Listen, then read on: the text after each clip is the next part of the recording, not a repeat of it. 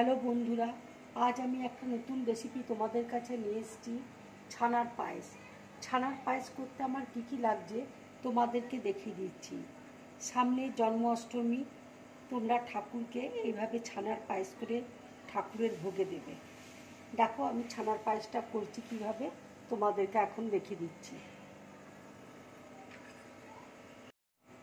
এখানে দেখো ছানা রয়েছে, এখানে গুঁড়ো দুধ রয়েছে, কনডেন্সড মিল্ক রয়েছে, এলাচকে থেতো করে রেখেছি, কিশমিশ আছে, কাজুকে দেখো ছোট ছোট করে টুকরো করে নিয়েছি। কড়াইয়ে দেখো দুধ বসিয়েছি, দুধটা ঘন করে জাল দেবো। এবার আমি 2 হাতা দুধ এই বাটির মধ্যে উঠিয়ে পাউডার দুধ গুলে নেব। দেখো পাউডার দুধটা আমি এবার গুলে নিচ্ছি। এবার দেখো পাউডার দুধটা দিয়ে দিচ্ছি।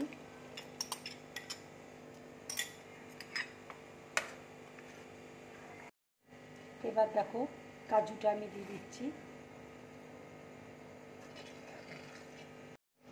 এবার দেখো কনডেন্সড মিল্ক দিয়ে দিচ্ছি।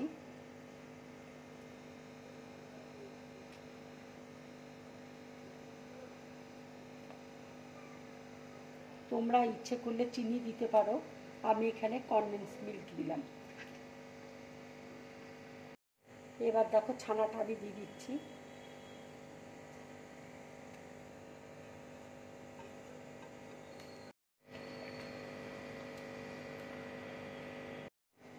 এবার দেখো কিশমিশ দিয়ে দিচ্ছি।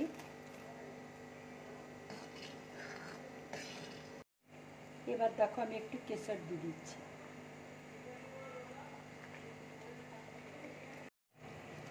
ছানার পায়েস দেখো পুরোপুরি আমার রেডি।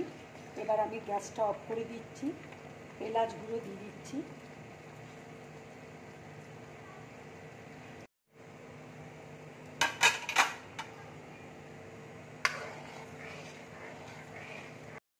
এবার দেখো আমি একটা বোলের মধ্যে ঢেলে নিচ্ছি।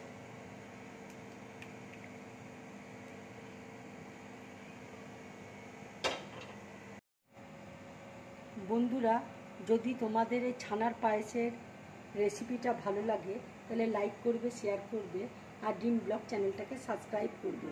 নমস্কার।